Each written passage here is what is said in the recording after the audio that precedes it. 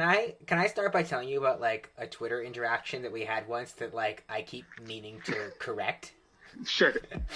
We were somehow talking about Brand New, the band Brand New. And Hmm. you asked me something like, "Have you been able to listen after Hmm. all that has happened?" Meaning the controversy with Jesse Lacey's terrible behavior with underage fans and blah blah blah. Yes. But you capitalized all that has happened, and I assumed that he had like released some kind of album, like addressing the like, it sounded like that would be the name of Jesse Lacey's like mea culpa, like acoustic album, That right? totally would be. Yeah. So I responded to you.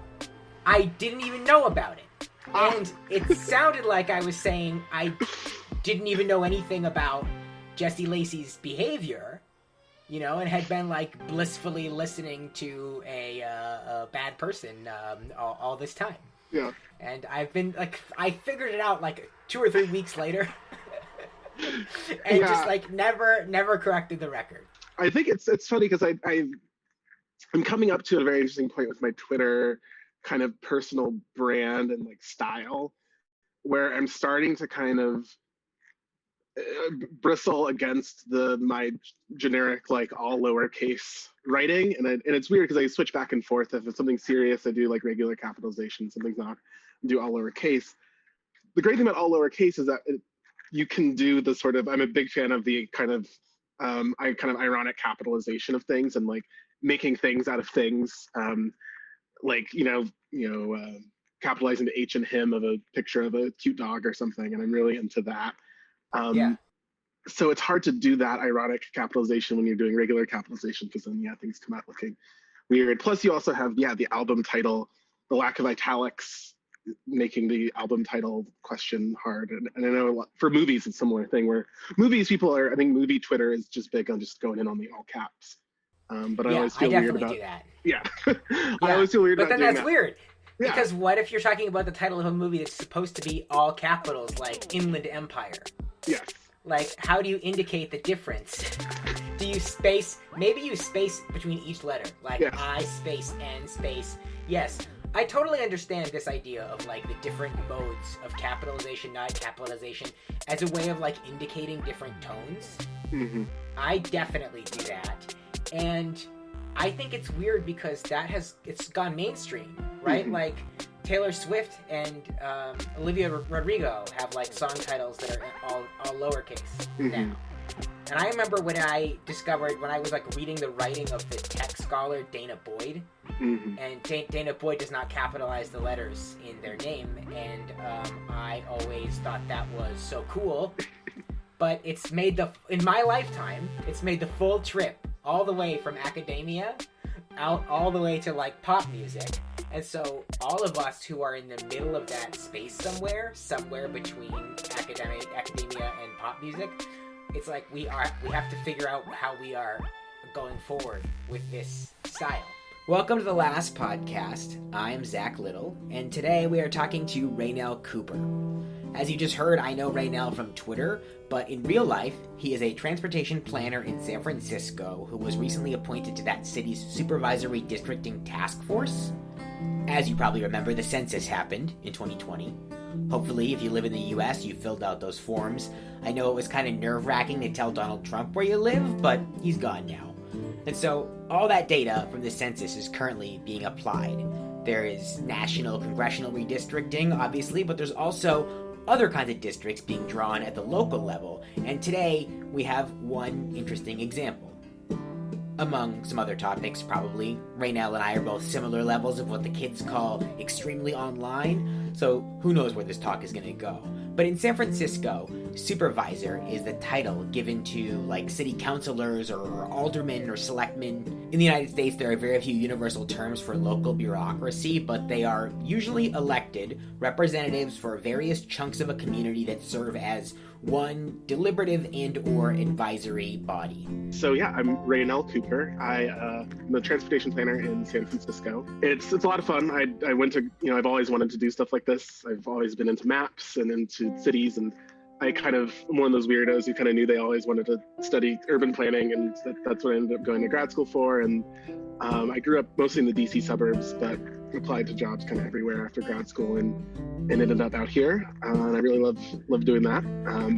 But yeah, in my free time, I do a lot of trivia stuff. I was on Jeopardy in high school, and then I've done all sorts of various Quiz Bowl related things since then. And then I recently was appointed to the redistricting task force for San Francisco, which is going to be doing the tough task of redrawing all the supervisor district boundaries within the city. So yeah, taking it upon myself to walk all of those, all 48 miles or so of supervisor district boundaries around the city, just to get a good feel for it and kind of look around and you can sort of tell what places feel like lines and what places don't. And then later on, we'll hopefully get a chance to learn from members of the community, you know, why those places are lines to them, or if they're not, where might be a better place. Raynell's Twitter account is @Raynell with, I think, 4 Ys. He's got a piebald lyric in his Twitter bio, which always makes me smile. And the hashtag that he's been using to document his walking of the lines is Raynell Walks the Lines. If you search that on Twitter, you'll get a couple of fun articles about him too, which might cover this project in a more straightforward way than the podcast does. Something I didn't understand before working in local government is that for so many people, that's their first call. You know, as a bureaucrat, you expect everyone to come to you because you're the one who can actually do things about a lot of people's issues. But from so many people, their first call is their supervisor, and I think there's something really kind of beautiful about that bond. So the work of the task force is really all just about community. It's about identifying the communities of interest and figuring out where those can piece together. All right, so let's just lay this out real quick before we go too much further. Why do these lines have to be redrawn in the first place? The point of a census is not just to count people literally, but to be sure that people are being counted representationally. So, 10 years ago, we drew a bunch of lines on a map, carving up a place so that each chunk had roughly the same number of people. In a minute, you're going to hear Raynell say, within 1% of the mean, that's 1% of the population of San Fran divided by the number of districts. 10 years later, people have moved and died and been born, and buildings have been built and torn down, so we need to make sure that the districts are still proportional, and they usually are not. And beyond that, beyond the simple equation of numbers-based equal representation, there are other questions that we can ask about how to best represent the needs of different communities within a city. Yeah, I was appointed as one of the 3 elections commission's appointees, and then the Board of Supervisors and the mayor have since made their appointees. We're still waiting on the exact start date of when we're going to start work, which is it's a little nerve-wracking because just knowing just how much work is going to have to go into it, and knowing that we have an April 15th deadline and it's August 17th at this moment. Who knows what it'll be when folks hear it, but that's not that many months between now and then, so yeah, work to do. But So how many supervisor districts are there in San Francisco? Give me a sense of the scope of this task. Yeah, so there's 11 supervisor districts, and San Francisco is unlike some other cities. San Francisco just has district-based supervisors. There's no at-large supervisors, and the Board of Supervisors president is chosen from among the 11 district supervisors, and then the mayor is elected separately of that. And I am only walking the lines that are internal, the lines between two districts. I'm not walking the boundary. San Francisco's at the end of a peninsula, so most of that is water, and then our southern boundary with San Mateo County, not walking those. And coming into this next redistricting, I think there's we don't have the full spread of the data yet, at least I haven't seen it, but we're a city that up until now has concentrated growth in a lot of the eastern neighborhoods and a lot of particular neighborhoods in the city that are currently kind of just in a few supervisor districts. So it's likely that those are going to have to shrink a little bit in geography because of growing in population. And then figuring out how to do that is going to be kind of a tough task. Are these districts redrawn every 10 years too? Yes. Yeah. Congressional districts? Okay. Yeah. So yeah, I'd imagine it would be a huge population growth. Yes. 10 years. Yeah. It's I think we're 80 or 90,000 more than before. So it's a huge growth, and that growth is definitely not geographically even. There's a lot of neighborhoods that have had new construction, and there's also pretty well documented, trend of, in a city with extremely high housing costs like San Francisco, you begin to see a lot more overcrowding in households, especially lower and middle income households. So it's likely that those neighborhoods will also grow or stay steady, while the more upper class neighborhoods that haven't had overcrowding and that haven't had any housing construction in them will likely shrink relative to the mean, at least. So that will create some rearranging there as well, I'm sure. So are these supervisors, is it a partisan election when a supervisor is elected, or is it not? Is it like de facto nonpartisan because it's a coastal city? Okay, I just wanted to explain that thing before we go further. So an election can literally be nonpartisan, meaning that there are no parties listed on the ballot. It's just a list of names and you pick one or sometimes a few. I always have a little laugh at some of the administrative elections in my town where the ballot says pick 3 and there are 4 people on there. Nonpartisan elections can be confusing because your neighbor who still has a Trump sign might also have a sign up for a local candidate in a nonpartisan election, which you would think would be a sign you should not vote for that person, but that's not always the case. I had to work hard to figure out a recent select person election in my town because a guy down the street with a Black Lives Matter sign was also supporting a candidate that the Rollinsford Democrats very strongly opposed. I mean, I promise I don't vote entirely based on campaign signs and their proximity to other campaign signs, but it's just a helpful place to start when you don't have party affiliation as a starting point. Similarly tricky are those de facto nonpartisan elections that I mentioned to Raynell. In cities where the Democratic Party is more or less the only game in town, the primary elections are often the actual contest. In the documentary Street Fight, which I recommend all the time, Cory Booker is running against Sharp James in the Newark mayoral primary. And it is a virtual certainty that whoever becomes the nominee will then become the mayor. With the gift of hindsight, it's easy to see that Cory Booker should have won. He is an upstanding and dynamic senator now, and Sharp James was later convicted of fraud. But they were both Democrats, and James was the incumbent, a known and at least somewhat trusted name in the community, and Cory Booker was new. Not to give away the ending or anything, but Booker did not win that time, though he did later. A similar dynamic plays out with AOC in the documentary Knock Down the House, which is much more easily viewable than Street Fight since it's on Netflix, but it's not as good. Yeah, San Francisco is very interesting. Yeah, as you allude to, San Francisco is a very blue city. So our elections are officially nonpartisan, and just about everybody who's elected, at least everyone, as far as I know, everyone currently elected, and everybody's been elected for quite a while to the supervisor level, is a registered and active member of the Democratic Party.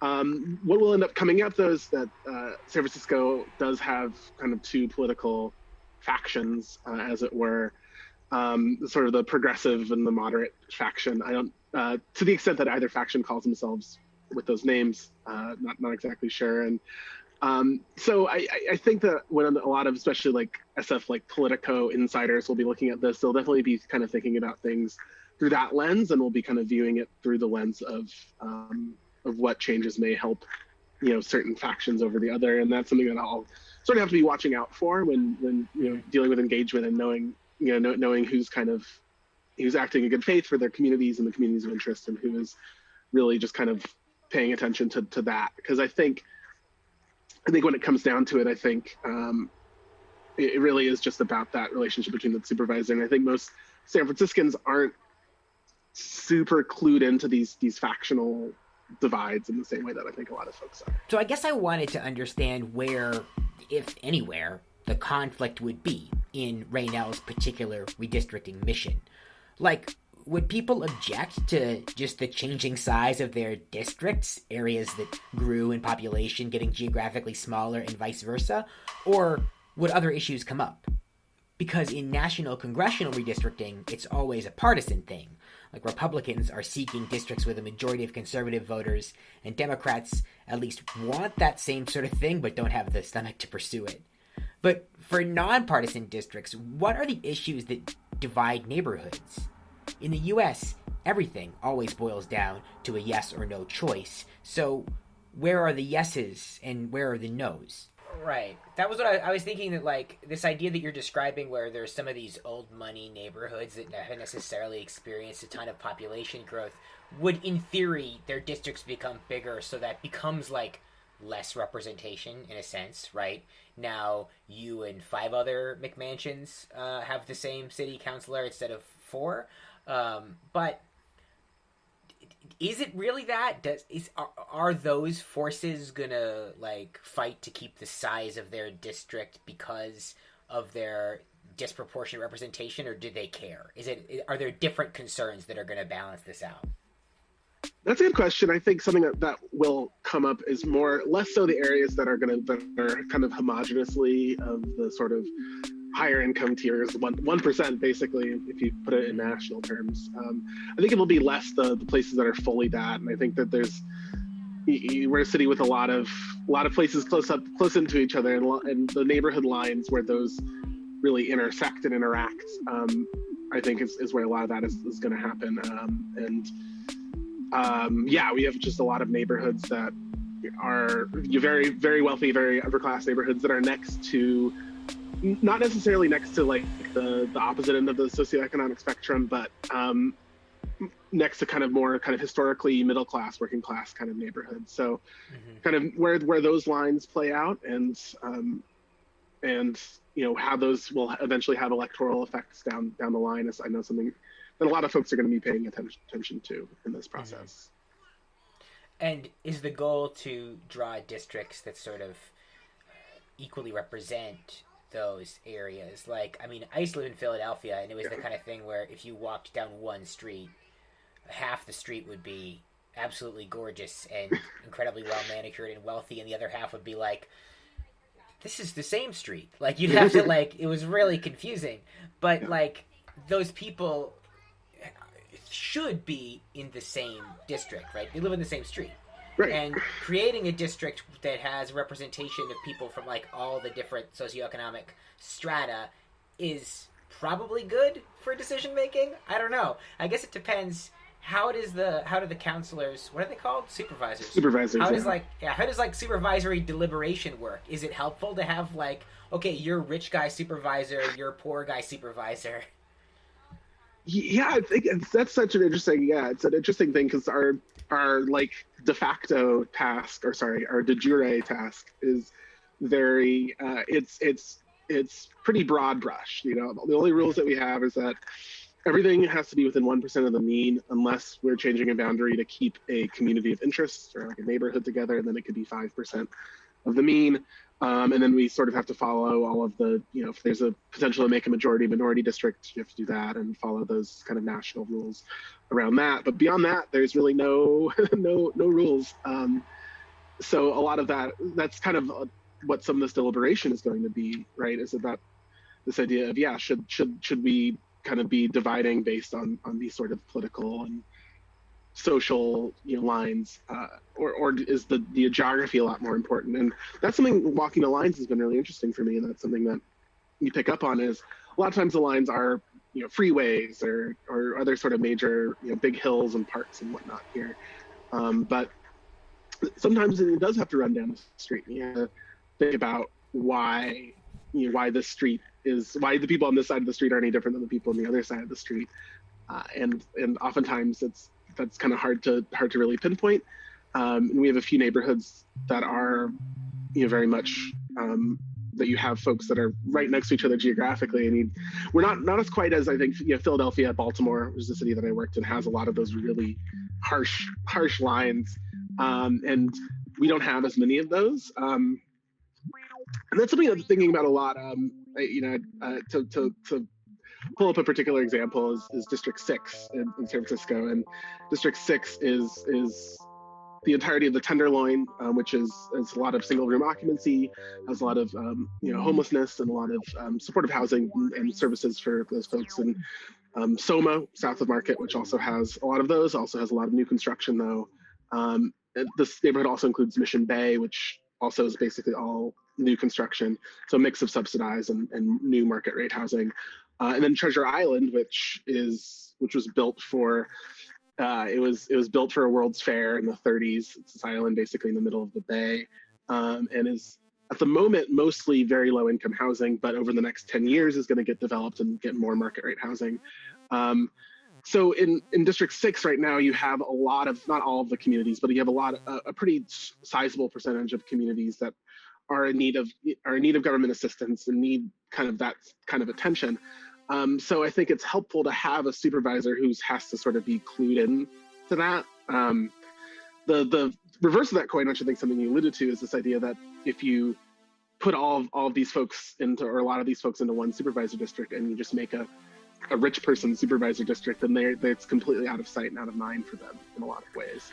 I was thinking about how both architects we've had on this show have, in some ways, extolled the virtue of mixed neighborhoods. Business and housing, young and old, all ethnicities, rich and poor. It emphasizes our collective needs and reduces the isolating, psychosis-inducing environment of the suburbs and opens everyone up to new ways of living and thinking. But here, we can see that when it comes to local representation, there are schools of thought that kind of push the other way. Raynell mentioned creating majority-minority districts, and I can see why that would be representationally beneficial in some ways, but detrimental in others, in the same way that minority groups clumping together in cities is both good and bad. Like, having one rep who is there to look out for the needs of minorities might work, but what about forcing every representative to balance the needs of all strata of citizens in their own heads all the time? So, you haven't actually convened the task force yet, but you've been walking the lines. And how far along are you so far in your, what did you say, it was 48 miles? Yeah, 48 miles. And yeah, I'm almost done. Yeah, the walking the lines, this has been a very interesting process because it's something that I'm doing, something I would have probably done anyway, even without tweeting about it, because it's something that it's very spatial, and I want to be able to, like, when we're talking about them, when the task force gets going, when we're talking about the lines, I want to be able to reference them in my head and see it in my head.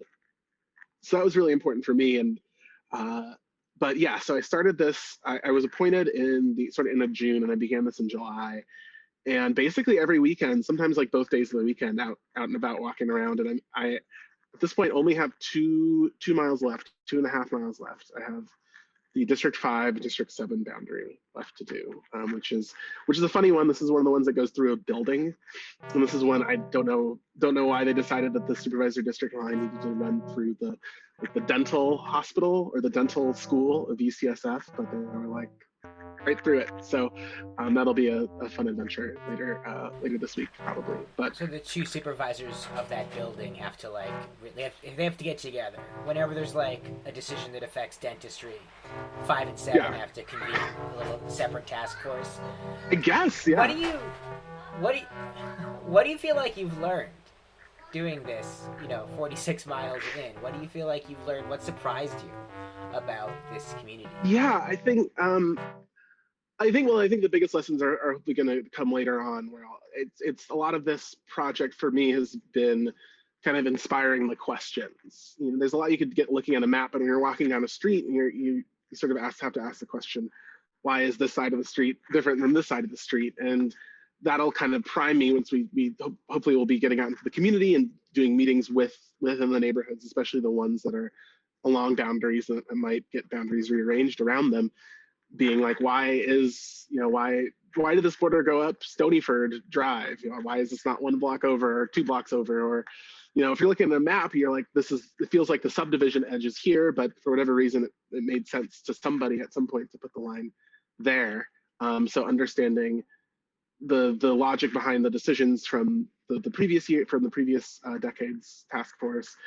But also, I think these are spaces that that the redistricting task force in 2011 and 2012 kind of gave a sense of liminality to. These are places that are theoretically places that are edges, that are kind of between spaces, and identifying the ways that certain places do feel like that when you're walking right next to a freeway, or walking on the edge of a park, or even within some edges of some neighborhoods, you're like, okay, this is where Union Square ends and the Tenderloin begins, and you can sort of feel it and understand it. But a lot of places you really can't. And for me, sometimes I could point it out, like there's some weirdness along the District 2, District 5 boundary. It has like a few weird fingers. but then you got out to one of the ends of one of the fingers, and there was a kind of like a youth services center, and District 5 is one that also has a lot of community services, a lot of services that that lower income San Franciscans take advantage of, and kind of having that all together, it seemed was a community priority at that time. So it's not something I think I would have been able to pick up. I don't know if I would have picked up on it the same way looking at a map as I did walking it. And I think the other thing, I am glad I tweeted about this because you're right. I think this is something that's important for people to be thinking about, and I think learning about how many people were not really thinking about this process, and kind of keying people into the redistricting process and that's happening, and starting to think about that, I think was great, and to see this kind of civically minded community kind of build up around this thread has been great. Civic is a fun word. I think you'd mentioned it when you reached out to me, and I think it's a word that's come up in your sort of in the through line in this season of the podcast, it seems like, and you brought it up a bit last season as well. And I think it's a fun word because it's hard to pinpoint exactly what it means. It's government, but it's not really politics. But sometimes it is politics. But at the end of the day, you apply civic to things. It's oftentimes you hear like civic pride, and I think it's the word civic kind of implies this joyful kind of connection to government, and this like inherently optimistic view of your relationship with politics and government. So that is something I'm trying to channel, and hopefully we'll continue to channel. But I feel like that's been something that to me has been a big part of this, and finding this community and finding this kind of this very spirited community who's just interested in the city that we live in, and this place that we all call home, and making it better, and not coming in with any preconceived notions of political factions or right and wrong, and just thinking about what's best for our city. And I think that's at the core of what civic is to me. Yeah, I think I feel very similar about the word civic, and I do think it's an optimistic word, and it does. I feel like I got so much more interested in how things work at the local level, like particularly around like the 2016 election. I was like, all right, forget this. What what are the ways in which people are really like making a difference, and what are the ways in which regular people can contribute to that difference?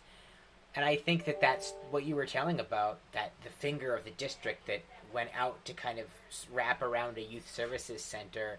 That's like exactly the kind of stuff that I love. Like, it also reminds me of like trying to fix my house, like living in this very old house and not really understanding why certain things happened, right? Like why on earth did they wire it this way or whatever?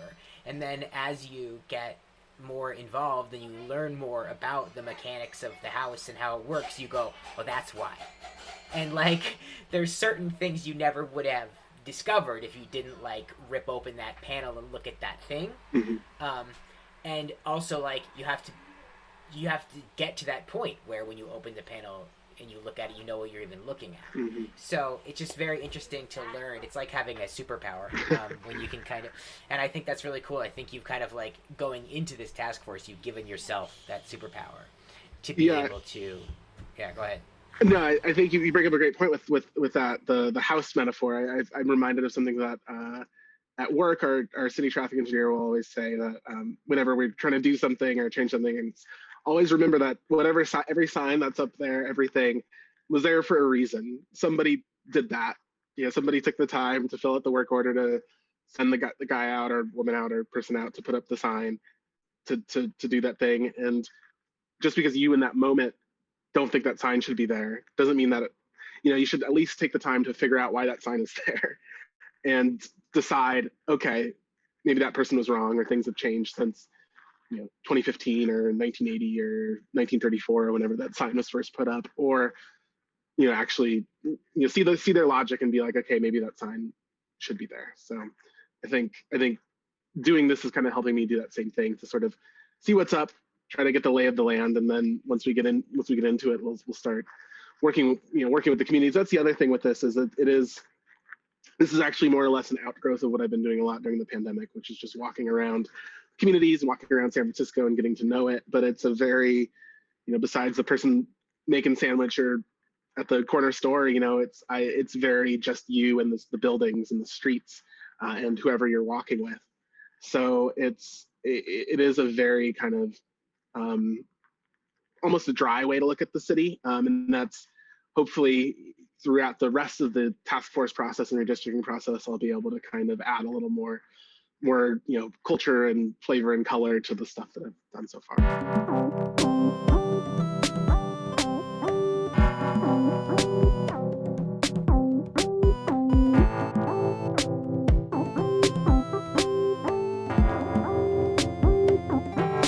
All right, well, let's shift gears for a second. Mm-hmm. I want to ask you about Jeopardy. Yeah. So you were on Jeopardy. What's that like?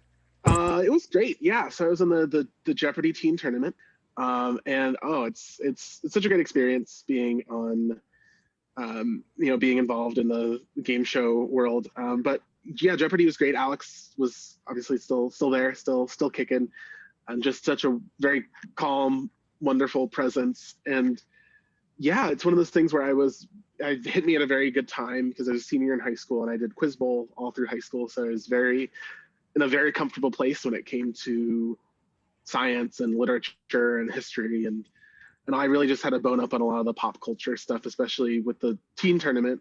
They do try to do like a video games category and like a teen lit category. And I, at that point, and like a music category, at that point, I was not super clued into this type of the stuff they're going to be asking about in that.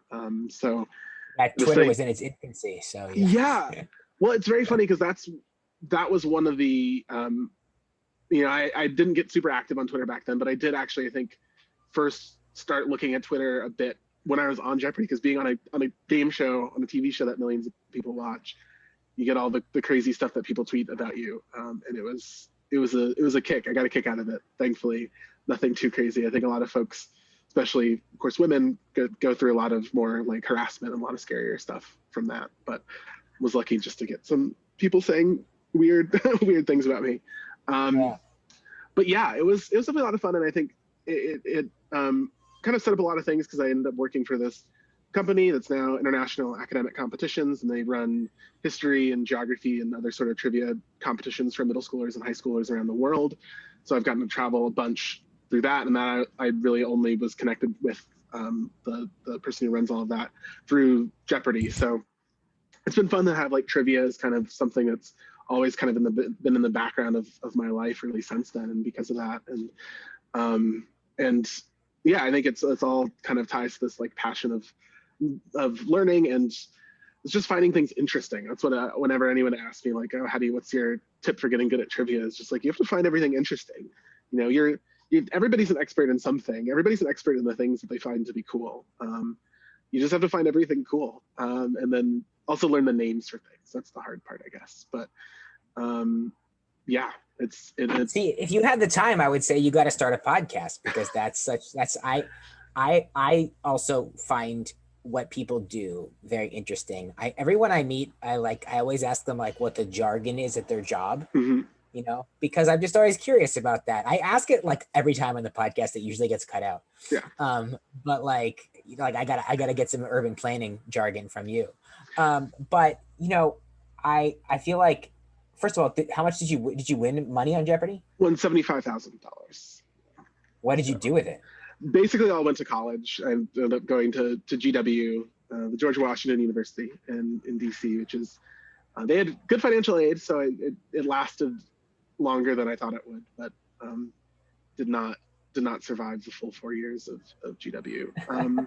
And well, yeah, it affected my college decision a little bit. I think I would have been more likely to go state school if it weren't for that. So what was I going to say? Oh yeah. All right. So before I let you go, what are some urban planning? What's the jargon? What do you find yourself like saying every day? Well, it's funny. So yeah, there's a lot of weird jargon. The favorite one that I use, and I think even within our agency is not fully picked up on, is park shed. It's like a view shed or a or a watershed. I guess that's the main one. Viewshed is another kind of planning sort of term. Is the viewshed all the things you can see from a spot? Yeah, yeah. Ah, I love it. Okay. Yeah. All right, so park shed. Sorry. Park shed is just anywhere that you would normally park, and it's like for some people it's further away, some people it's closer. If something's up a hill and everything else is flat, your park shed's probably not going to go that far up the hill because you're not going to want to do that walk. And if and it's different for different people, and something I like to think about a lot. Other jargon. We have a lot of weird, just like any large government agency, so many like weird internal acronyms and things that don't really mean anything. But then you start saying them and you're like, oh, they don't know that. TANSAT is a big one for us, which is tow away, no stopping anytime. And other places you just call that just like a place where you can't park. Well, that's today's episode. Thank you to Raynell Cooper for his time and expertise. Follow him on Twitter. I've been telling everybody about the viewshed, park shed thing. Well, honestly, lately I've been telling everybody to watch Only Murders in the Building, but anybody I've already told that to, I tell them about the viewshed, park shed. Those are my two rotating anecdotes. Like, my understanding of it is, in every city there are certain iconic views, right? Like the Citgo sign in Boston, or the Capitol building with the gold dome. And so, if a building was proposed in the area, one question would be how it affects the viewshed of the Capitol. Would the new building block the view from Matt Damon's apartment at the end of The Departed? Because, if so, that's a major threat to Boston's identity and legacy. Park shed is interesting too, but it feels sort of more subjective. Like, there are people for whom the park shed of any given location is very wide, and parking and walking as a feat of endurance is kind of like their thing, I used to be one of those people, and I still am when I travel with a stroller, but I am really not if I'm just carrying kids loose. But I'm looking forward to getting back to doing it all the time when Isaac stops stopping every 3 feet to pick up interesting rocks. Generally, I really like walking around, and I love the idea of something like Raynell's walking project because it lends focus to a usually aimless activity. It gives you something to notice. In this case, the way that lines on a map are drawn in conjunction with the physical world and in sort of both conflict and concert with more abstract principles.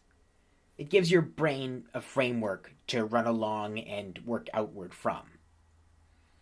I guess I shouldn't knock Isaac and the Rocks because that is what he's doing too. Thanks for listening. Have a good week.